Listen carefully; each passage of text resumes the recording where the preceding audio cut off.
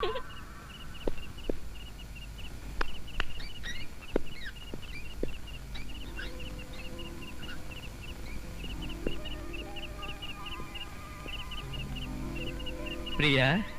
Exams దగ్గరకు వస్తున్నట్టున్నాయి, బాగా చదువుతున్నావా? చదువుతున్నాను బావా.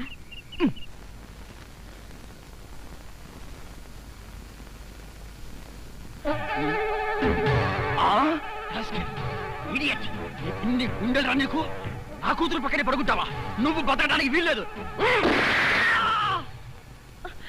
ఏమండి ఏమండి ఏమైందండి?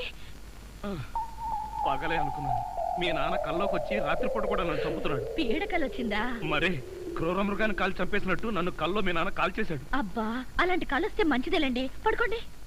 ఏంటి, నన్ను చంపితే నీకు మంచిదా? అయ్యో అది కాదండి. ఎవడే వాడు ఈ టైంలో? డాడీ వచ్చారండి, నిజంగానే వచ్చారు. అయితే నిజంగానే చంపేస్తాడు. ఇప్పుడు ఎలా? అయ్యో, మీరు వెళ్ళి సతీష్ని పంపించండి. కరెక్ట్. తొందరగా.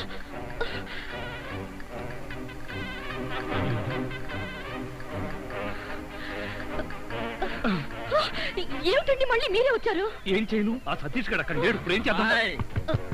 ముందు మీరు పడుకోండి.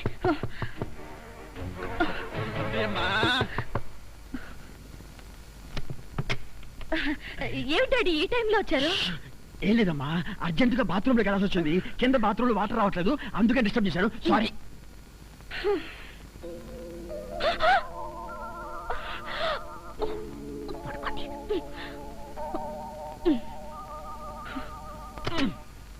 అమ్మాయి, ఈ బాత్రూమ్ లో కూడా వాటర్ రావటం లేదే.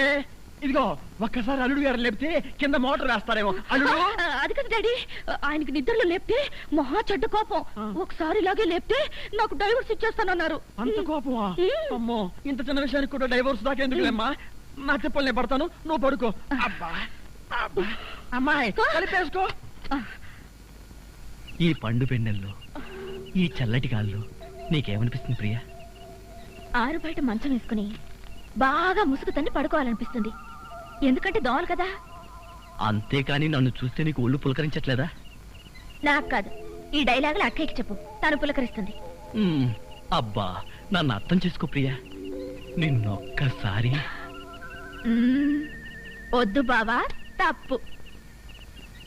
అంతే ప్రియా, అంతే. ఈ బావులు ఇంకేంట్రా బాబు? ఇదేవిడు ఇక్కడికి ఎప్పుడు వచ్చావు? అంటే ఇంతకు ముందు నన్ను ఎక్కడైనా చూసారా? ఇంతకు ముందే కదయ్యా అమ్మాయి గదిలో చూశాను. ఓహో, అక్కడ చూసారా? మీరు అక్కడ చూసినప్పుడు అక్కడున్నాను, ఇక్కడ చూసారు కాబట్టి ఇక్కడున్నాను. అది సరేనయ్యా, ఇక్కడికి ఎప్పుడు వచ్చావు? ఎలా వచ్చావు? మీ ముందే వచ్చాను, మీకన్నా ముందే వచ్చాను. ఏమిటో ఈ బాత్రూమ్ టెన్షన్ లో పడి నేనెటు పోతున్నానో ఎవరెటు పోతున్నారో టోటల్ గా అంతా కన్ఫ్యూజన్ గా ఉంది. సరేలే, నువ్వు వెళ్ళి పడుకో, నాకు అర్జెంట్ పని ఉంది. తీసి ఏదో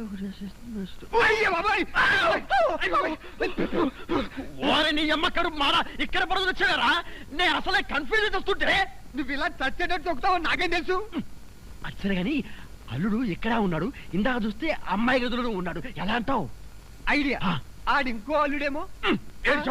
ఇంకో ముందు వెళ్ళి చూద్దాం పదా.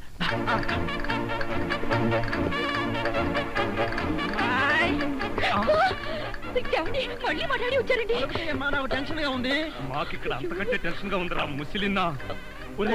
ఇప్పుడు వచ్చావురా బాబు? అవన్నీ తర్వాత చెప్తాను. కింద ముసలో నన్ను చూశాడు, నుంచి పదా. అమ్మో, ఇదిగో కప్పును పడుకో. ఇటు ఇటు త్వరగా కప్పు. జరుగు ఇటు. అమ్మాయి మరేం లేదు, పడుకుంది అల్లుడేగా. ఏమి డాడీ అలా అడుగుతారు? మరేమీ లేదు, కింద ఒక అల్లుడు ఉన్నాడు. ఈ అల్లుడిని ఫేస్ చూపించమని. ఎవరది? అల్లుడు కాదు, అల్లుడు కాదు. అబ్బా, కళ్ళలో పెట్టుకో. అల్లుడే. నువ్వు నోరుమోయ్, బ్యాటరీ వేస్ట్ అవుతుంది. అల్లుడు ఏమిటి ట్రిక్? కింద నువ్వే ఉన్నావు, పైన నువ్వే ఉన్నావు. నీకన్నా మ్యాజిక్ వచ్చా? మ్యాజిక్ లేదు, మంత్రం లేదు. మేడ మీద నుంచి తాడు కట్టి పాక్కుంటూ దిగాను, పాక్కుంటూ ఎక్కాను. ఎందుకలాగా? బ్యాటరీ వేస్ట్ అవ్వదు. అప్పుడప్పుడు ఇలాంటి ప్రాక్టికల్ జోక్స్ వేస్తూ అందరినీ ఏడిపించడం నా అలవాటు. ఇప్పుడు మిమ్మల్ని ఏడిపించాలనుకున్నాను, ఏడిపించాను. పాపం డాడీ చాలా టెన్షన్ పెట్టారండి.